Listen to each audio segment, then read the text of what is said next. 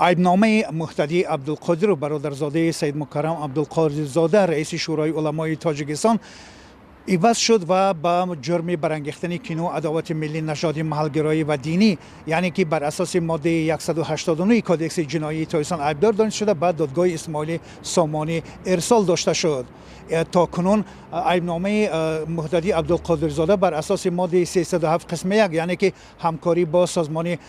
اکستریمیستی دانسته میشد و او در همکاری با سازمان سلفی عیبدار دانسته میشد. طبری نزدیکان مهتدی عبدالقادر زاده امروز به رادیو آزادی گفتند حالا پرونده او در دادگاه اسماعیل سامانی مورد بررسی قرار دارد. زمانی که ما با کاتبات دادگاه اسماعیل سامانی در تماس شدیم، آنها گفتند که واقعا این پرونده به عنوان دادگاه رسیده است، ولی تا حال حاضر به استحصالات گرفته نشده است و سودی و دادرسی این پرونده هنوز تشخیص نشده است. عوض شدن عیب مهتدی عبدالقادر زاده را نزدیکان وی شرح داده میگویند که مقامات در تحقیق پرونده و منصفانه صورت گرفته و آنها انتظار هستند که در نسبتش قرار عادلانه صورت خواهد گرفت. بر اساس ماده 189 قسم 1 مجازات به محدود کردن از آزادی به مهلت تا 5 سال پیش بینی میکند، اما با ماده پیشین یعنی که 307 قسم 1 که عیبدار دانسته میشد بر اساس تحریری نو وی از 5 تا 8 سال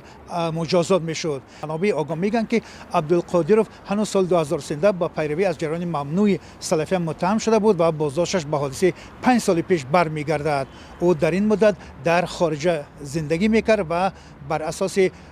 طلب جانب تاجیکستان به دوشنبه استرداد کرده شد و در نسبت او عیبنامه اعلان شد، اما وزارت کارهای داخلی تاجیکستان عبدالقادر زاده را